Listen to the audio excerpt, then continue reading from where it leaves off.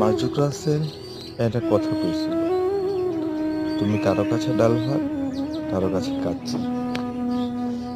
আমরা কারো কারো কাছে 2 পয়সারও দাম পাই না, আবার কারো কাছে বিশেষ প্রায়োরিটি পাই। সমস্যা হলো আমরা ঘুরা ফিরা তাদের কাছেই যাই যাদের কাছে আমার কোনো মূল্য নাই। আমরা ভ্যালুলেস। আর যারা আমাদের প্রায়োরিটি লিস্টের উপরে রাখে তাদের সঙ্গ আমরা কখনোই দিতে চাই না, তাদের সঙ্গ দিতে আমাদের কখনোই ভালো লাগে না। মানুষ হিসাবে আমরা যথেষ্টই বেকুব। ভাতের হোটেলে গিয়া কাচ্চির আশা বসে বসে থাকি।